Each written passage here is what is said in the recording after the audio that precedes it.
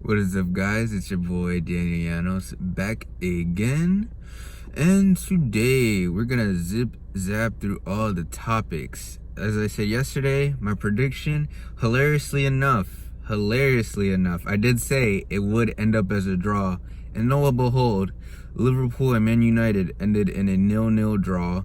Unfortunately, your boy was not able to watch this game because he does not have Peacock TV. Peacock TV. Quite unfortunate. They really did that to the Premier League. Would have been nice to see this on NBC or NBC Sports, but no, it was on Peacock. Oh, that hurts. I wish I could have seen the game. But from what I can see, it was a 0-0 draw. Based off stats, it looked like Liverpool played the same position as they usually do. To be fair, Man U only needed the draw because they have the lead already over everybody else, and they have the lead over them, so they really didn't have to go for the win. They could have just sat back, played counter, and if they scored, good. If not, they got the draw and they got a result, which is usually the case when they play against when the big clubs play each other, and they ends up being a tactical matchup where teams don't score. Based off what I can see, Liverpool had much of the possession. I think it was like 66-34 as I saw. So obviously one paid possession, trying to go for goal. The other played counter, trying to catch them over the top.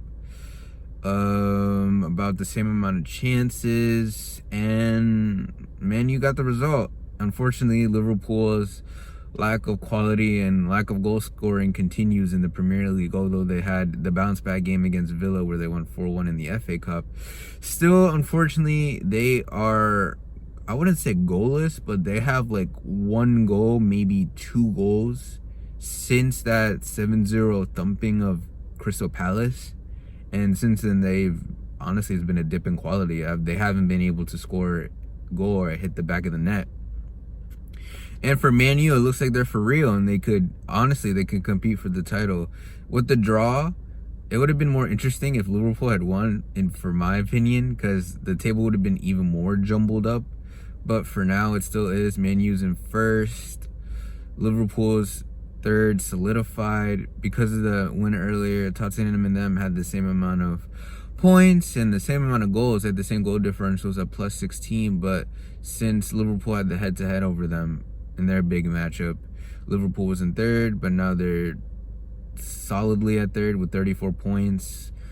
Leicester City's at 35, and Man U's in first with 37, having a 2-point lead over Leicester. Man City is about to play Crystal Palace at 2:15 right now. Different, now you know what kind of time zone I'm in, unfortunately. That's that, and then Man City has a game less, so technically if they win all their games, they win this one and the game they missed, they'll be at 38. So it's hard to say because that's like 2 games that haven't been played, so you can't say they're gonna be in first. So, but they're there. So top 4 would be Man U with 37, Leicester at 35 at second, Liverpool at 34, and I think Tottenham is third with 33. Onwards to the matchups that I didn't really fumble the bag. I was 1 for 2 yesterday in the divisional matchups for the NFC and AFC playoffs. NFC, Rodgers, what else would you expect? Had a good game. I would say this is more about the defense and the run game. I mean, Rodgers had a good game, but it's not like he did anything like stupendous. That throw to Lazar was great. Rodgers just had a solid game, and I'm not trying to like discredit him or anything. It's just like I feel like the reason why they won that game is because they got to Jared Goff and they got stops when they needed to, and when their running game, they were there almost 2-1 in terms of like time of possession. They kind of killed them with the run game. Dylan, Jamal Williams, Aaron Jones, they really did a number. They really did. To the Rams, the number 1 defense, mind you, they did that to the number 1 defense. Unfortunately, though, Aaron Donald was not 100% healthy. Cooper Kupp was inactive. Jared Goff, although had a really good game for the most part, was still injured. Although I don't know if even fully healthy, it probably would have been a much more competitive game. Even though at some points it was still a one possession game, like until like mid fourth quarter, it was still like 25-18. And then they had the bomb to make it 32-18. But for the large majority of that game, I feel like Green Bay was just the better team.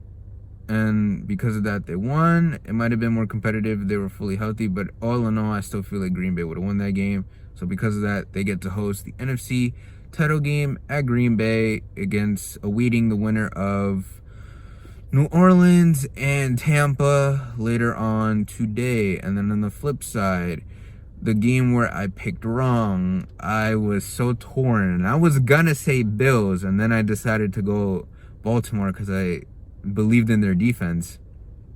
And I thought they were gonna be able to run the ball, which they did. Unfortunately, it was a windy night. Justin Tucker was 1 for 3. And then Lamar made his mistake, and then 101 pick six by Tyron Johnson. That was turned the game right on its head. Not only that, and then like the drive after that, Lamar got hurt. So any chances of him pulling off a miracle comeback or a slight miracle comeback were taken away. So it's unfortunate. I would have loved to see what Lamar would have been able to do. Would he have been able to make up for his mistake? Unfortunately, Tyler Huntley played good in the situation he was at. Unfortunately, he missed Hollywood Brown, which would have made it a game, actually. Would have made it 17-10 because that was a completely blown coverage. Brown beating Tre'Davious White. Unfortunately, Huntley missed the throw, and at that point, that was all she wrote. And the Bills won 17-3. Allen was also affected by the win for the most part. The passing game and then the kicking game and some portions for Baltimore were affected by the wind. It was a really windy night in Buffalo last night, and the Bills managed to win. They were able to contain Lamar Jackson. They did not let him run. And he was not able to beat them with his arm, unfortunately. I would have loved to seen, if given the opportunity, what he would have done in those last couple possessions, but that's neither here nor there. He can't play the what-if game in sports. Am I right, guys? So that is what happened so far in the day of sports. Right now, in terms of life, I'm probably just gonna hit a quick workout, kind of irrelevant information, but you never know. Maybe you guys are interested. This is just stream of consciousness at this point.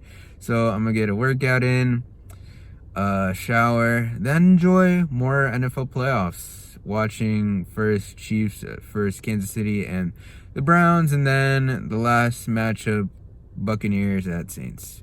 That's all the time I have for today, guys. Catch you in the flip side.